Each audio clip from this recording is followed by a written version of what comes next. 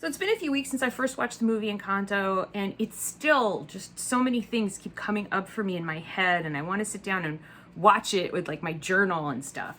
If you haven't seen the movie yet, I highly recommend it, especially if you've ever felt like you've been gaslighted or scapegoated, especially by your own family. It happens a lot, and the character of Mirabel in this movie was a victim of both, and for a really long time. And I think if she hadn't been so brave when it came to Antonio's gift receiving party, getting his door party, if she hadn't been so brave to speak up and speak out and explore her truth, then that may have continued and may have continued through another generation and another generation, another generation. Of course, at some point, it all would have fallen apart anyway, because that's what happens to families eventually when you do that.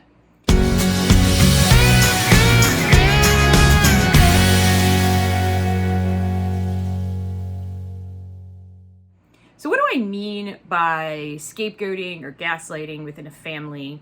So if we look at the example of Mirabel, she gets scapegoated because all of the problems that are happening around this party with the people in the family, Abuela blames on her. And as a matter of fact, most of the people in the family are like, just stop it, you're causing problems.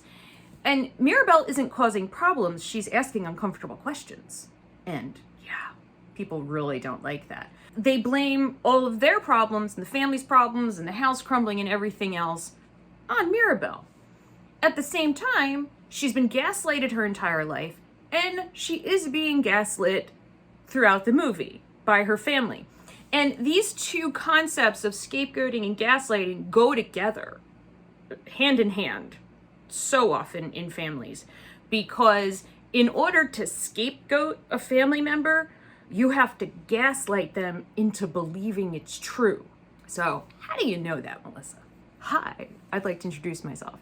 My name is Melissa Hunter, and I was gaslit and scapegoated by my own family. And not because they're evil, horrible human beings, because they're human beings who themselves had trauma and struggle and pain. And this is, oddly enough, what naturally happens in human relationships when we don't work to heal our trauma, understand ourselves. If we go into starting a family or becoming part of a family without doing some self-exploration, healing, and understanding, we bring all that into this new family unit. Whether your family unit is a relationship between you and another person, or you and two other people, or whatever it is, or you're entering into a relationship where there's like a whole big family involved. See, my husband did that. My husband had a very small family. Okay, my family's pretty big. Not my immediate family, but we have a large extended family because my grandmother was one of 10 children. And so there is kind of this generational, historical stuff that my family had. And his family tree really didn't. His mother was an only child, and she wasn't close with her siblings, and his father was, and so it was very, his own little family dynamic was much smaller. Not to say that it didn't have trauma, scapegoating, or gaslighting, because pretty much all families do to different degrees. I know what it's like to be Mirabel, and I you know, as I watched her, I was so proud of her because I felt like, and maybe it's because it was a Disney movie, but I felt like it's probably because it was a Disney movie, Melissa, and it's a kid's movie. I'm thinking about it and I'm like, you know, if they had made that movie for adults, that probably would have been a different story altogether. Yeah, it's probably because it's a kid's movie that it didn't go the way it goes for most of us. So my story of being Mirabel, of being the scapegoat, the gaslit, confused, lost person, and you know, there's no rhyme or reason to why a certain person in a family gets to be the scapegoat. I mean, I'm one of 3 children. I'm the only girl. Was that the reason? I don't know.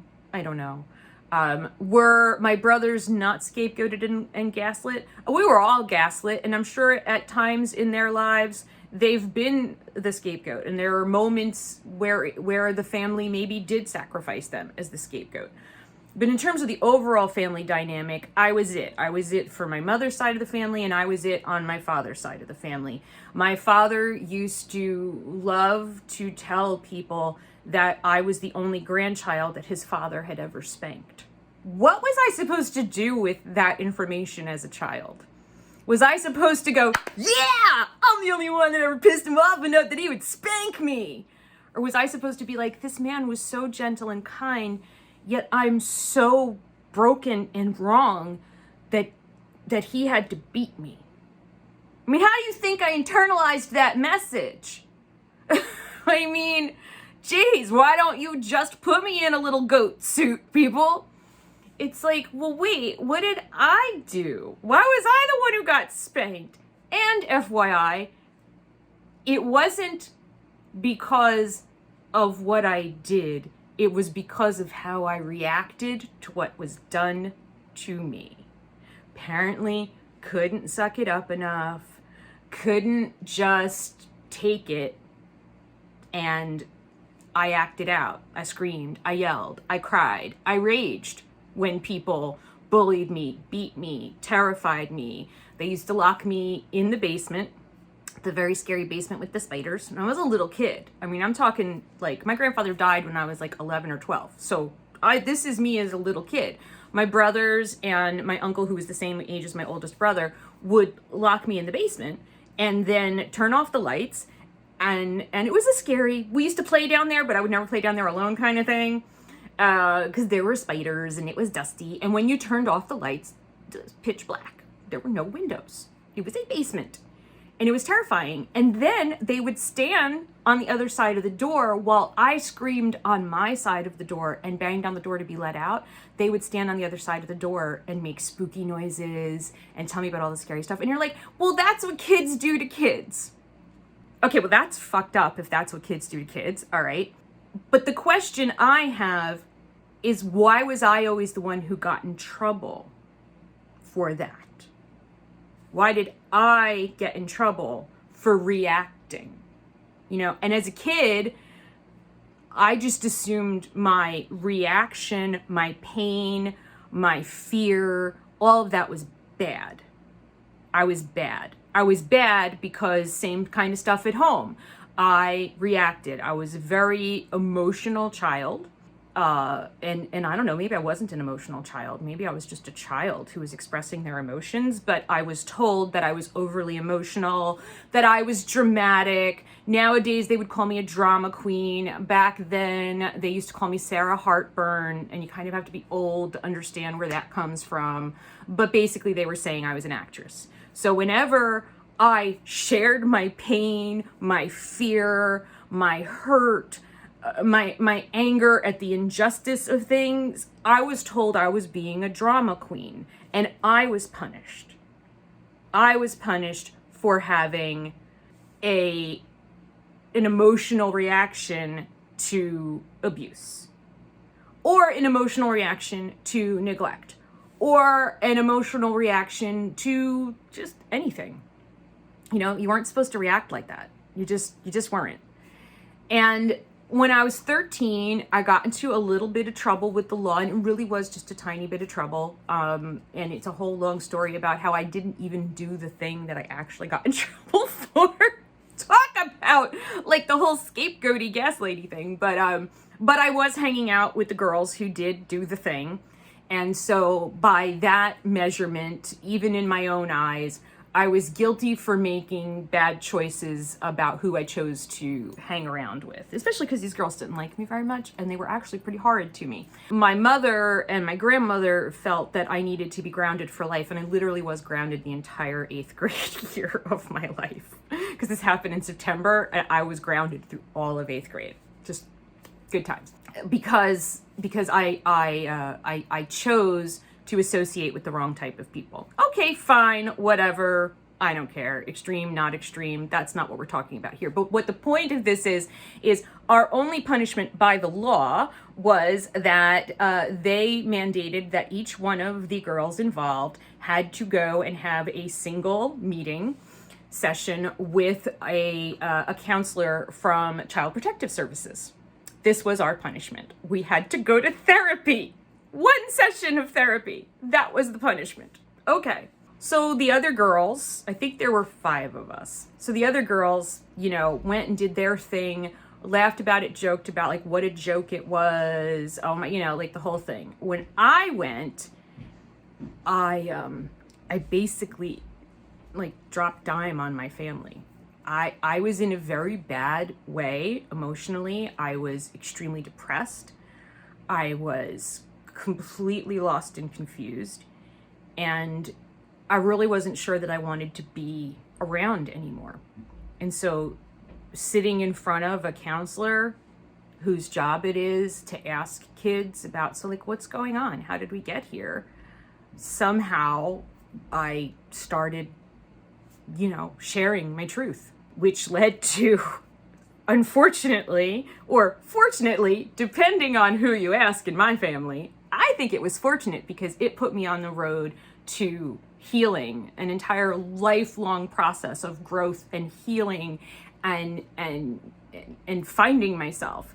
But for my family, it really pissed them off because what happened was we ended up having to have a Child Protective Services appointed counselor.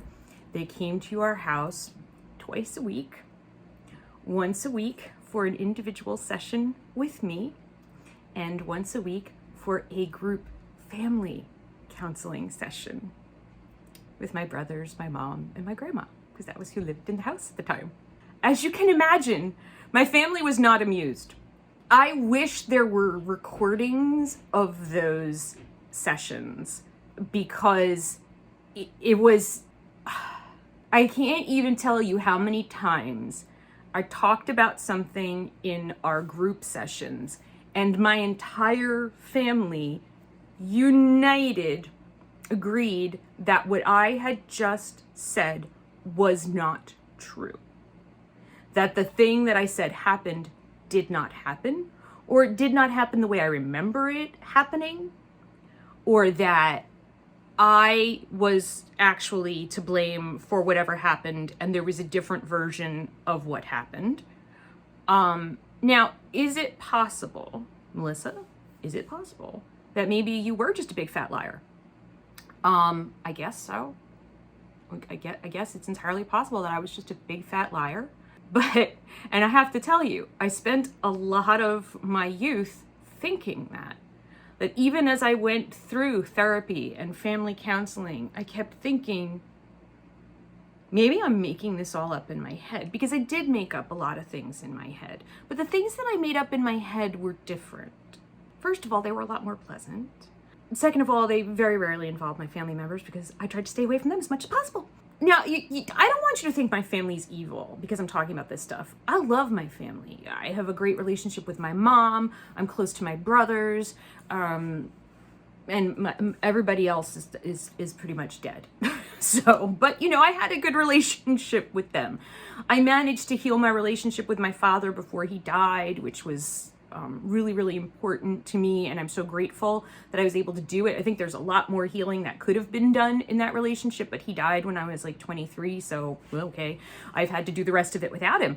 If you've ever been the person in the family who is constantly told that the abuse that you remember didn't happen, and everyone around you agrees on that, you're being gaslighted by your whole family.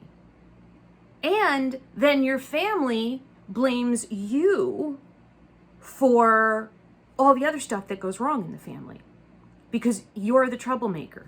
Mirabel caused the La Casita to collapse because she started asking questions, because she started poking at things and saying things that weren't true. And it was all because she was just jealous because she didn't have a gift.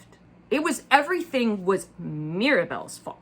It wasn't Abuela's fault. It wasn't Mirabel's mom's fault, her dad's fault, her sisters, her cousins, Bruno's. Well, it was Bruno's fault too, but we don't talk about Bruno. No, Bruno's behind the walls. We don't even know he's there. We don't want to know where Bruno is. We're going to pretend. Like, Dolores had to know Bruno was there, right? but she never told anyone because in that family, the truth, the story was that we don't talk about Bruno. Bruno's gone. But she knew he was right there. She could hear him. Anyway, if you've seen that and you feel it, the next question is, well, great, Melissa, I'm really glad to hear your tragic backstory. Well, what did you do with it? Well, first of all, I began to learn that these things do happen. That an entire family can make one member of the family think that they're crazy and defective. And you're saying that word crazy, don't use that word, that's not a good word. If you had asked me for most of my childhood, teenage years, and in my 20s, I would have told you that I was crazy. I really thought that I was severely mentally ill and that I misremembered things, only to start to find out in my adulthood that I had not misremembered things. I got an apology, actually, from my uncle, the one who's the same age as my brother, somewhere in our 30s. Well, he would have been, I guess, late 30s, early 40s. And he's like, remember what, first of all, when the three of them would get together, no matter how old we are, they would kind of laugh about what they used to do to me. And then my Uncle John realized that even doing that was wrong. And so he said to me, you know, it's so sick that we laugh about that, because when I think back about what we did to you, it was horrible. He goes, that was so horrible. He said, I don't know why we did it, but we thought it was so funny. And you would, the way you would scream. And then I had this vein in the middle of my forehead. And like, this is the truth. I had like a triangle in my forehead that used to turn bright red when I would scream and get really upset. And then a vein in the middle of my forehead would stick out. And my brothers thought it was really funny to make that happen. It wasn't funny. Do you know what you have to do to somebody to make that just happen? Do you know what it's like when you do that to somebody when they're just, you know, playing a neighborhood kickball game, and I guess you guys got bored and you decided, and then the other kids in the neighborhood think it's funny, so they start doing it too, because people think shit like that is funny. I hope people realize that shit like that isn't funny. I hope kids today don't do that. I hope that we are raising our children to understand that someone else's pain is not entertainment. But are we? I don't know. Look at all the movies and TV and stuff we watch. I mean, we're kind of addicted to watching other people be in pain. I mean, This Is Us is a show about people's trauma and pain, and it's so freaking popular. And I feel like I had to stop watching it because I felt like I was watching trauma porn. Like, I got my own. I can't deal with yours, you know. This happens. And if it happens to you, you don't need to, well, I'm not going to tell you what you need to do or what you should or shouldn't do. What I am going to say is, if you have not sought out therapy, counseling, group therapy, if you haven't started researching this for yourself, that you really, really would benefit from any or all of those options. And I'll put some resources down below for you, and some books that you might be a good place to start. Well, what if this happened to me? What if I am the scapegoat in my family? What if I was gaslit by my parents or my siblings or my grandparents or whatever, or in former relationships or marriages or whatever, or by my own children? I'm sure that happens too. Actually, I know that happens to people as they get older. Their kids gaslight them. It's continuing cycle, right? Does this mean that I can't have a relationship with my family? But wait a minute, you just said you have a good relationship with your family. How did you get there? How did I get there? I got there through forgiveness. I got there through accepting that all of the things that they did came from a place of pain. You know, I always say hurt people hurt people. And that's where all of that came from. My brothers were hurting. You know, I now know more, although they're not super talkative. They're not go to therapy. Believe me, those group therapy sessions were just so hard. They're not those kind of people. We don't sit down and talk about our feelings, my brothers and I. But over the years, I mean, I'm 54, so we've had a long time together. I have been able to assemble enough nuggets to know that those boys themselves were in a lot of pain and had experienced their own traumas. And they had each other. And I was the odd one out. And that's all it was. They didn't hate me. It wasn't about them not loving me. And once I realized that, then I was free to forgive them and accept their love and give them love. None of us can go back and change what was done. We can't. Now, I could have chosen to say, oh, screw you guys. I'm done with this family at any point, once I became an adult. But I didn't. Because for me, that would not have been healing. That might be healing for you, and that's what you need to figure out with your counselors, with your therapists, with groups that you work with your journaling, through your own process. What is right for you? For me, the right thing was seeing that every person, and I've done this with every person that I can remember that has hurt me, abused me, made me feel crazy, scapegoated me, gaslighted me, just flat out hurt me. Every single one of those people was a hurt person. I can't hate them. I don't have it in me anymore. Before I understood, I had hate, I had resentment, I had anger, I had outrage. I had just, on top of all of the negative, let's just add a bunch of other shit. But as I got into, I guess it was more as I got into my 40s, and maybe it has something to do with becoming a parent. I don't know. Or maybe it was just the type of self-exploration that I began to do, the type of self-work. I began to see that hating and holding resentments against people, did me no good, didn't help them, didn't change the world, didn't make the world a better place. But forgiveness and love does heal me. It does help me to become a better human.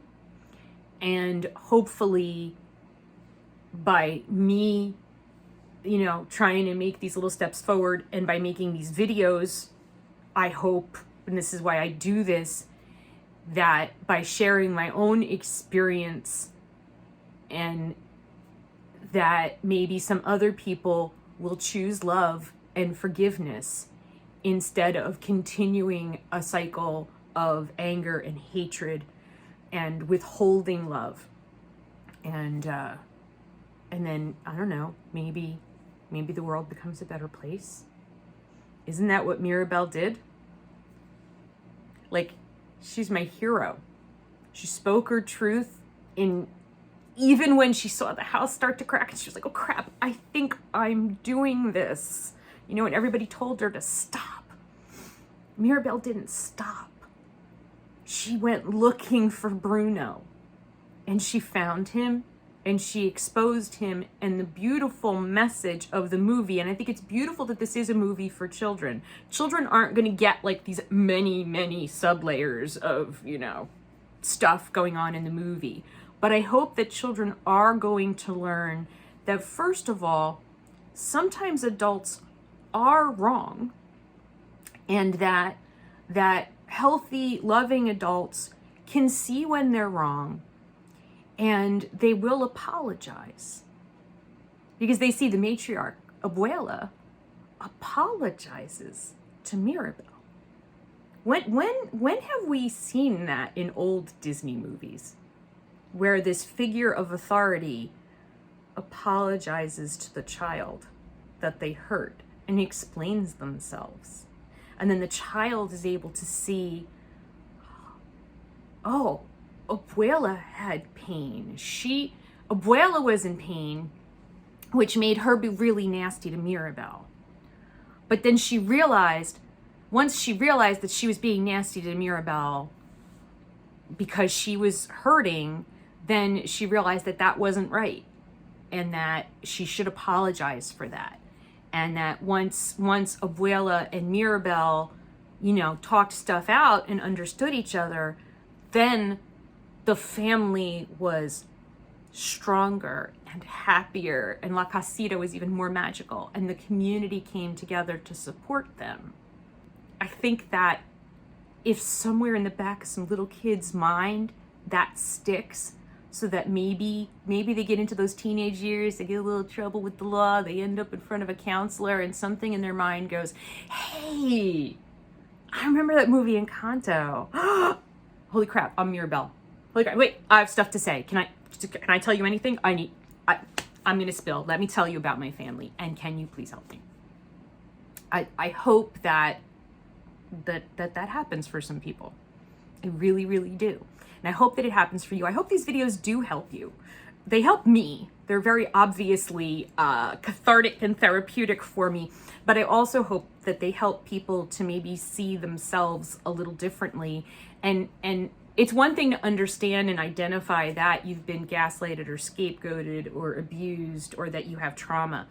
I think what's important and what I want to help people do as I learn to do it myself is where do we go from knowing?